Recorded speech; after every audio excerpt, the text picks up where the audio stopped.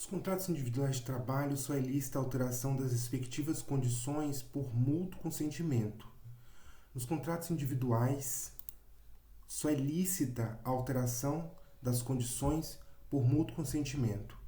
E ainda assim, desde que não resultem, direta ou indiretamente, prejuízos ao empregado, sob pena de nulidade da cláusula infringente desta garantia.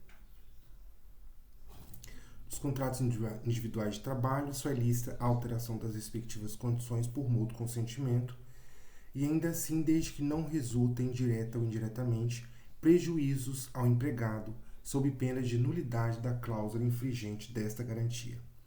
Não se considera alteração unilateral a determinação do empregador para que o respectivo empregado reverta ao cargo efetivo anteriormente ocupado, deixando o exercício de função de confiança. Essa alteração, que pode ser com motivo ou sem um justo motivo, não vai assegurar ao empregado o direito à manutenção de pagamento de gratificação correspondente, que não é incorporada independentemente do tempo de serviço naquela função. Ao empregador não pode transferir, o empregador não pode transferir o empregado sem sua anuência para a localidade diversa da que resultar do contrato, não se considerando transferência a que não acarretar necessariamente a mudança do seu domicílio.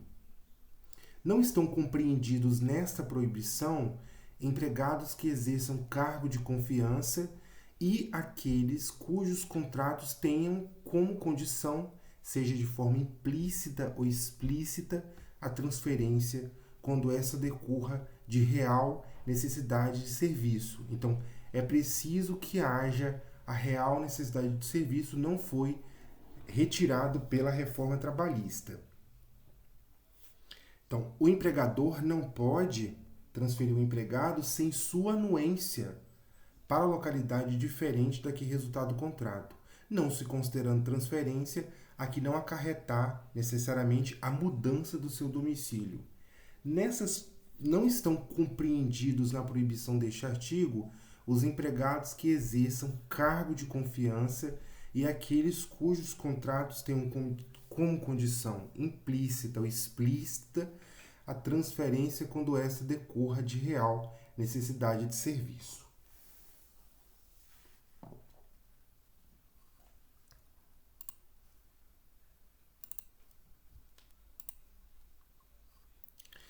Então, não estão compreendidos na proibição os empregados que exerçam cargo de confiança, beleza, o cargo de confiança ele pode ser transferido. E as pessoas que têm contrato de condição implícita ou explícita da transferência. Agora, aí vem a frase, né? Quando essa decorra de real necessidade de serviço.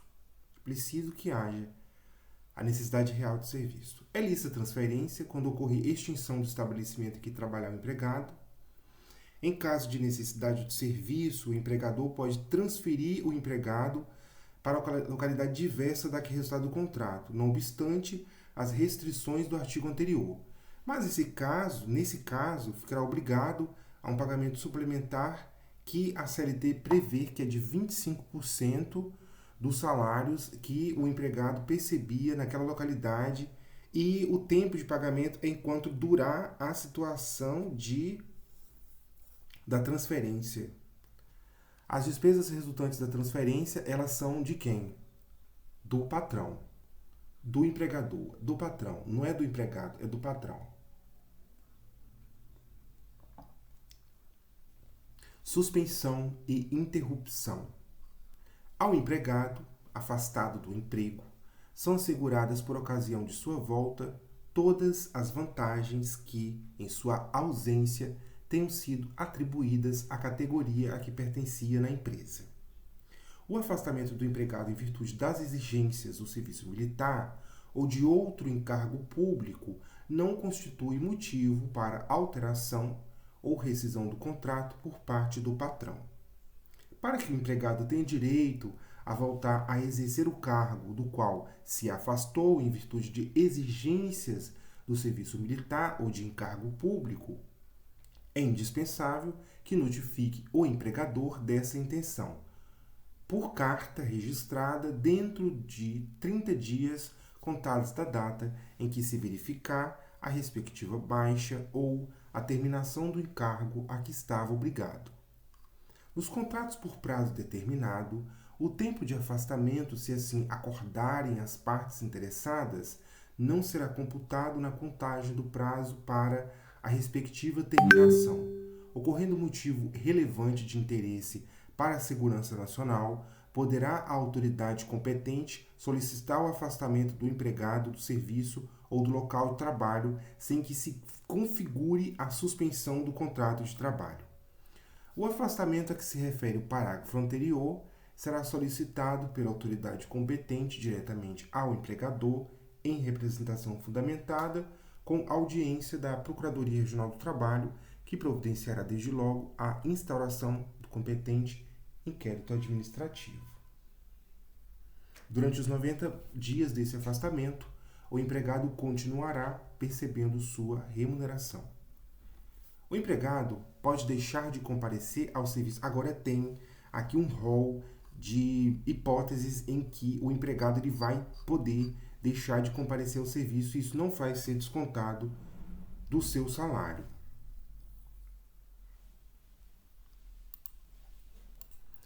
O empregado pode deixar de comparecer ao serviço sem prejuízo do salário. Vamos lá às hipóteses. 2 dias consecutivos.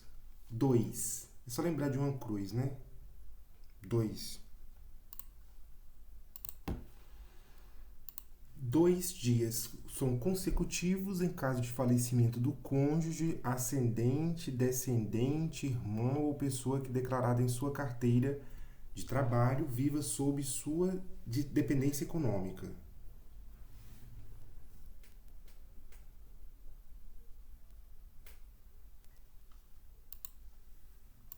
Então, 2 dias consecutivos é para caso de falecimento do cônjuge, do ascendente, descendente, irmão ou pessoa que declarada na sua carteira de trabalho viva sob sua dependência econômica.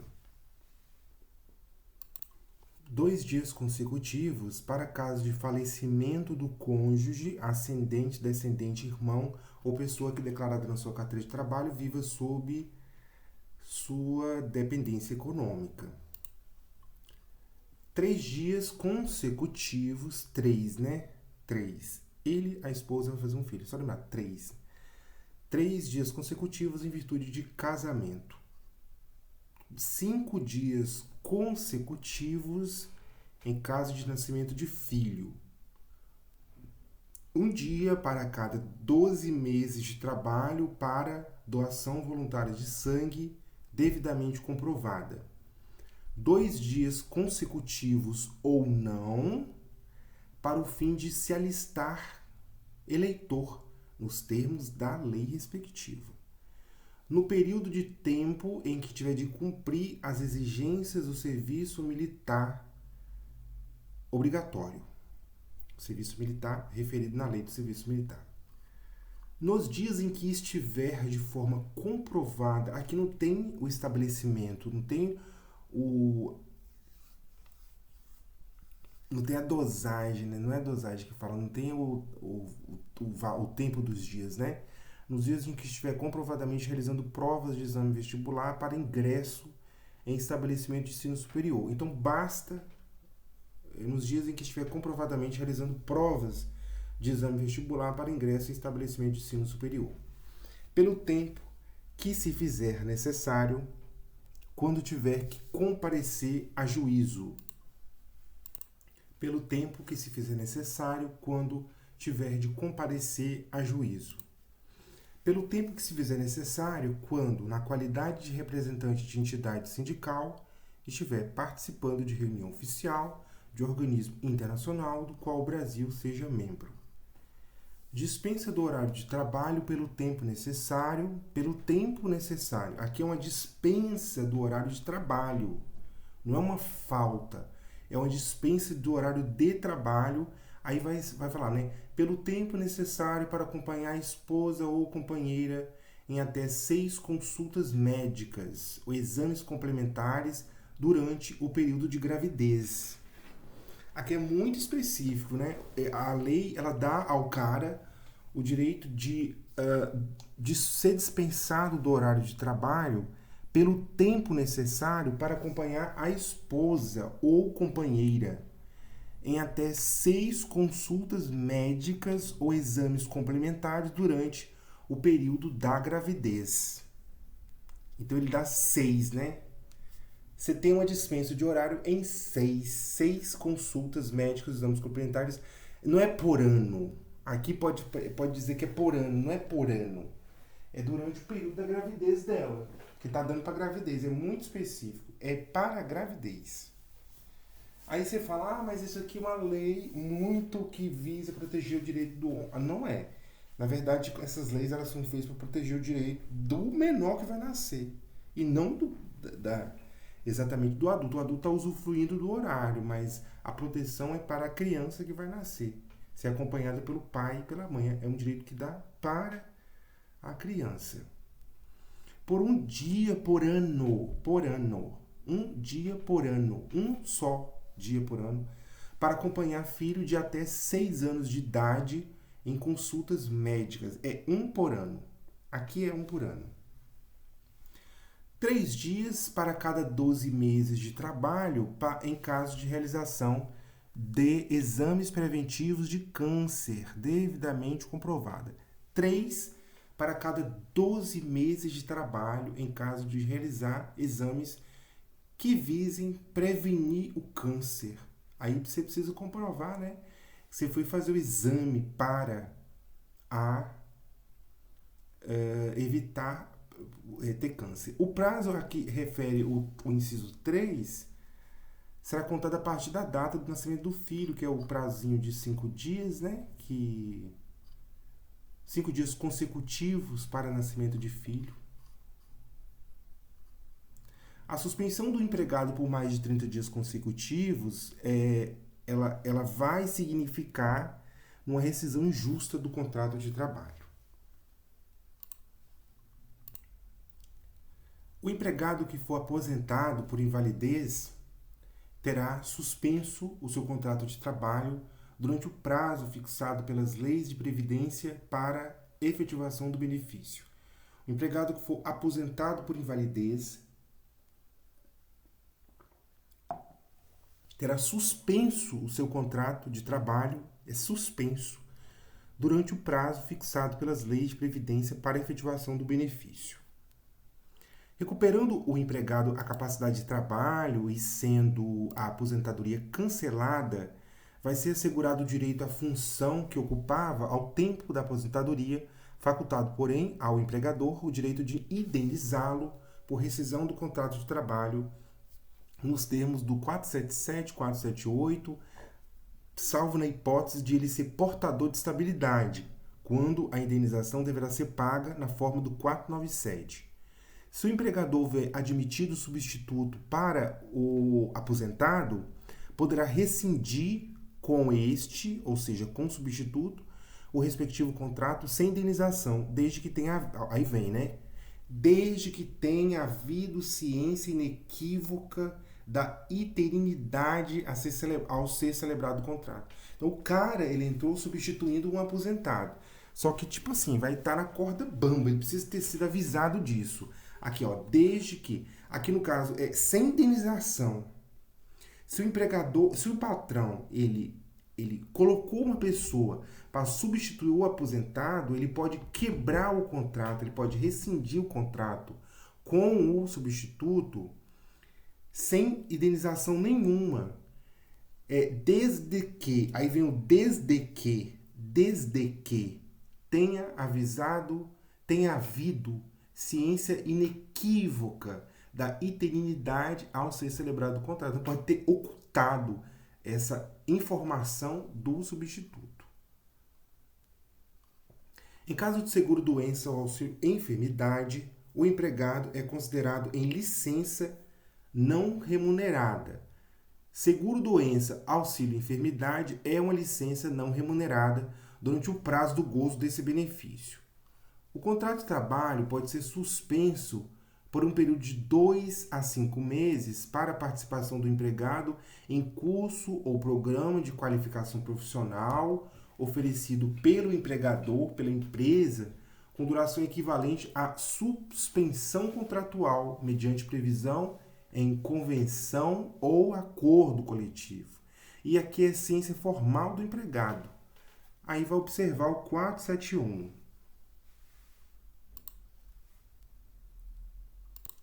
Após a autorização concedida por intermédio de convenção ou acordo, o empregador deverá notificar o respectivo sindicato com antecedência mínima de 15 dias da suspensão contratual.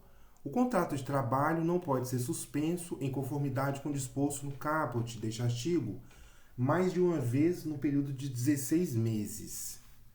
O empregador pode conceder ao empregado ajuda compensatória mensal sem natureza salarial durante o período de suspensão contratual nos termos do caput deste artigo, com valor a ser definido em convenção ou acordo coletivo. Durante o período de suspensão contratual para participação em curso ou programa de qualificação profissional, o empregado fará jus aos benefícios voluntariamente concedidos pelo empregador. Se ocorrer a dispensa do empregado no transcurso do período de suspensão contratual ou nos 3 meses subsequentes ao seu retorno ao trabalho, o empregador pagará ao empregado, além das parcelas indenizatórias previstas na legislação em vigor, multa a ser estabelecida em convenção ou acordo, sendo de, no mínimo, 100% sobre o valor da última remuneração mensal anterior à suspensão do contrato. Se durante a suspensão do contrato não for ministrado curso ou programa de qualificação profissional, o empregado permanecer trabalhando para o empregador, ficará descaracterizada a suspensão, sujeitando o empregador ao pagamento imediato dos salários e dos encargos sociais referentes ao período, as penalidades cabíveis previstas na legislação em vigor, bem como as sanções previstas em convenção ou acordo coletivo. O prazo poderá ser prorrogado mediante convenção ou acordo e aquiescência formal do empregado, desde que o empregador arque com o ônus correspondente ao valor da bolsa de qualificação profissional no respectivo período.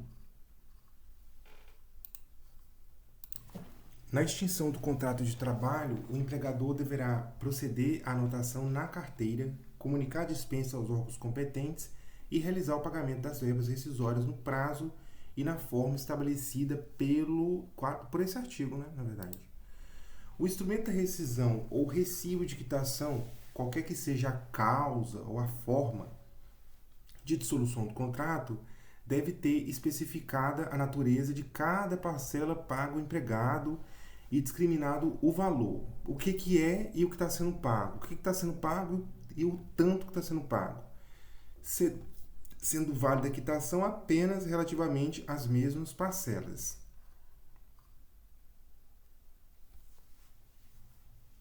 O pagamento a que fizer jus o empregado será efetuado em dinheiro, depósito ou cheque visado, conforme acordem as partes, ou em dinheiro ou depósito bancário, quando o empregado for analfabeto.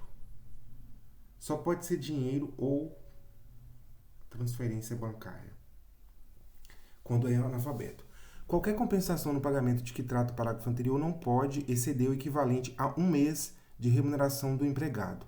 A entrega ao empregado de documentos que comprovem a comunicação da extinção contratual aos órgãos competentes, bem como o pagamento dos valores constantes do instrumento de rescisão recibo de quitação, deverão ser efetuados até 10 dias contados a partir do término do contrato.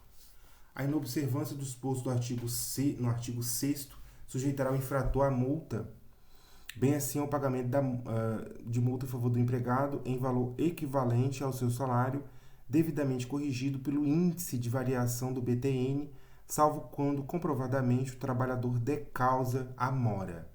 A anotação da extinção do contrato é documento hábil para requerer o benefício de seguro-desemprego e a movimentação da conta vinculada ao FGTS nas hipóteses legais, desde que a comunicação prevista no caput deste artigo tenha sido realizada.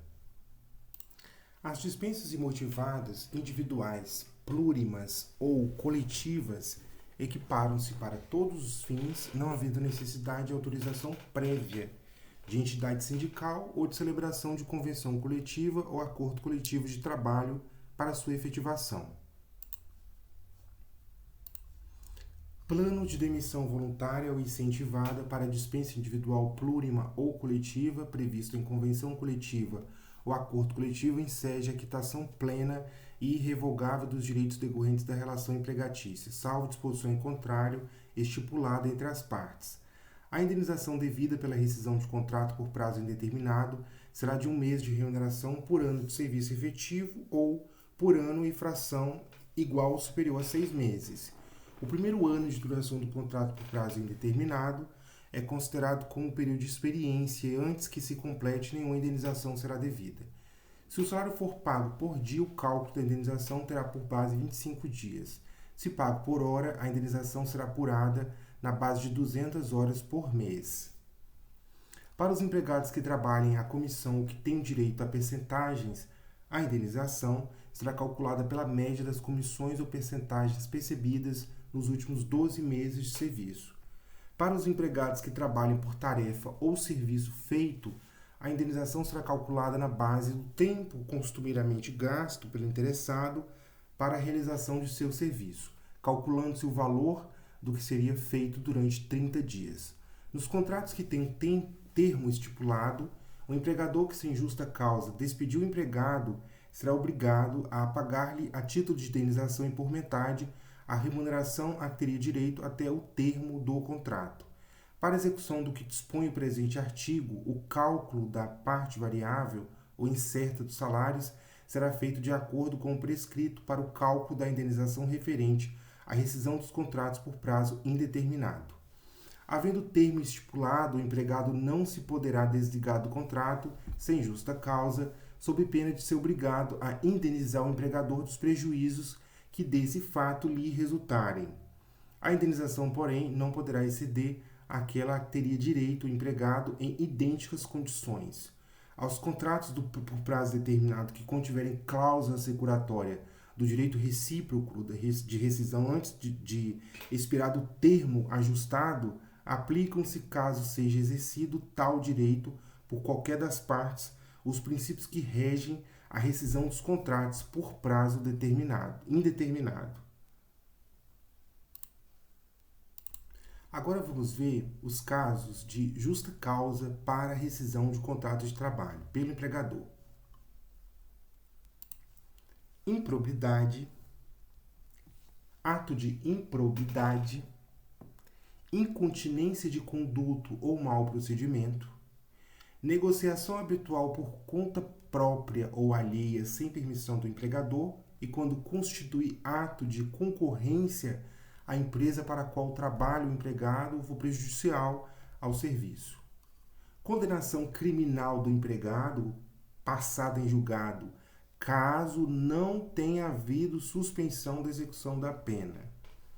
Desídia no desempenho das respectivas funções, embriaguez habitual em serviço, violação de segredo da empresa, ato de indisciplina ou de insubordinação, abandono de emprego, ato lesivo da honra ou da boa fama praticado no serviço contra qualquer pessoa ou ofensas físicas nas mesmas condições, salvo em caso de legítima defesa própria ou de outrem. Ato lesivo da honra ou da boa forma ou da boa fama, ou ofensas físicas praticadas contra o empregador e superiores hierárquicos, salvo em caso de legítima defesa própria ou de outrem.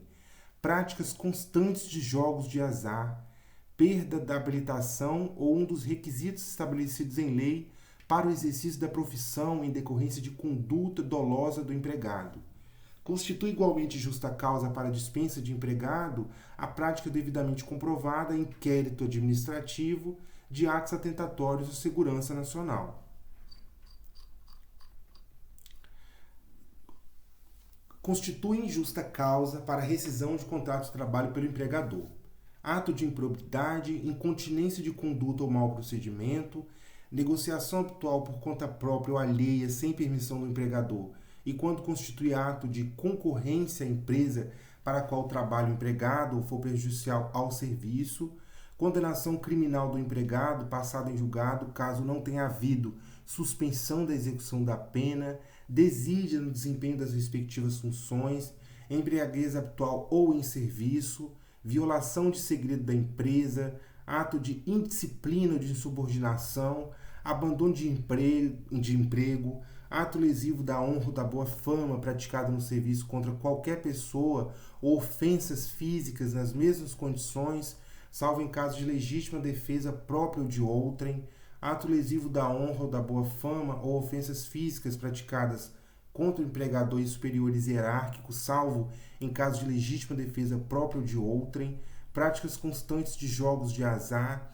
perda da habilitação dos requisitos estabelecidos em lei para o exercício da profissão em decorrência de conduta dolosa do empregado, constitui igualmente justa causa para a dispensa de empregado a prática devidamente comprovada em inquérito administrativo de atos atentatórios à segurança nacional.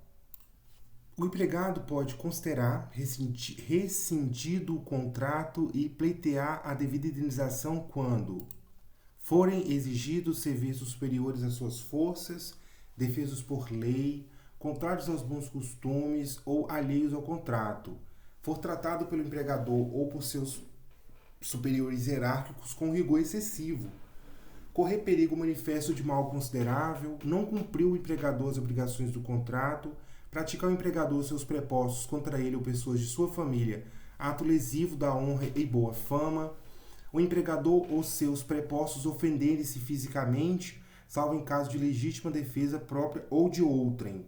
O empregador reduzir o seu trabalho, sendo este por peça ou por tarefa, de forma a afetar sensivelmente a importância dos salários.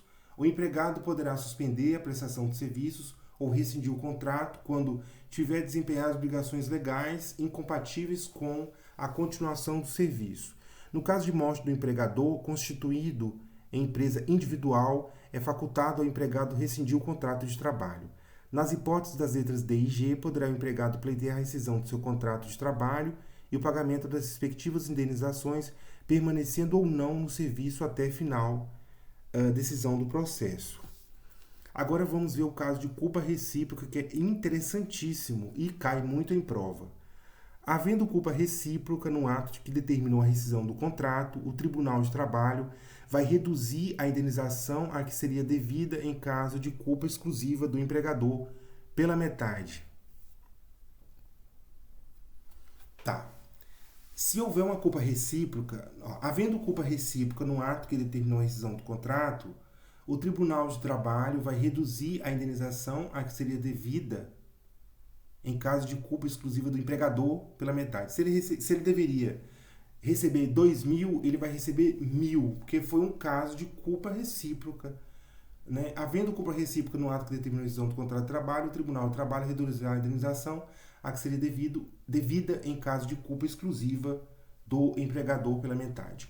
O contrato de trabalho poderá ser extinto por acordo entre empregado e empregador, caso em que serão devidas as seguintes verbas trabalhistas. O contrato de trabalho pode ser extinto por acordo entre empregado e empregador, caso em que serão devidas as seguintes verbas trabalhistas. A metade, quando é um acordo, né, de extinção do contrato de trabalho, vai pagar as verbas trabalhistas pela metade, que está fazendo acordo, né,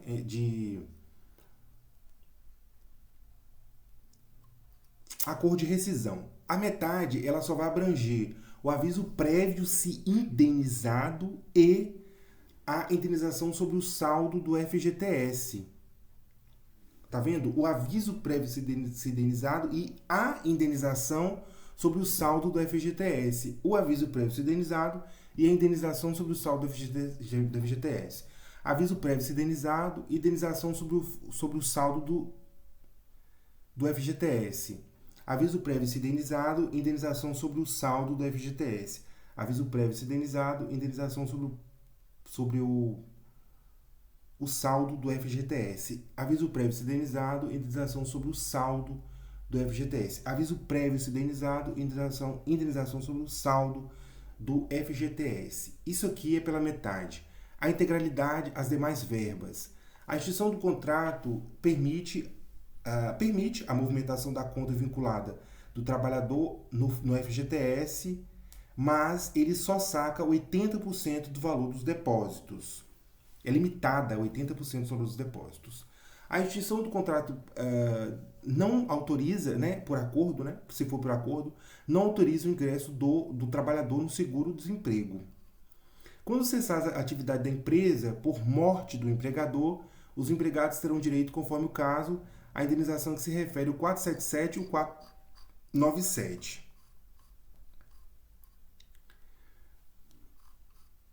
No caso de paralisação temporária definitiva do trabalho, motivada por ato de autoridade municipal, estadual ou federal, ou pela promulgação de lei ou resolução que impossibilite a continuação da atividade, prevalecerá o pagamento da indenização que ficará a cargo do governo responsável. Sempre que o empregador invocar em sua defesa o preceito do presente artigo, o Tribunal do Trabalho competente notificará a pessoa de direito público apontada como responsável pela paralisação do trabalho para que no prazo de 30 dias alegue o que entender devido, passando a figurar no processo como chamada autoria. Sempre que a parte interessada firmada em documento hábil invocar defesa baseada na disposição deste artigo indicar qual o juízo competente, será ouvida a parte contrária para dentro de 3 dias falar sobre essa alegação. Verificada com a autoridade responsável, a junta de conciliação juiz se dará por incompetente, remetendo os autos ao juízo privativo, perante o qual ocorrerá o feito nos termos previstos no processo comum.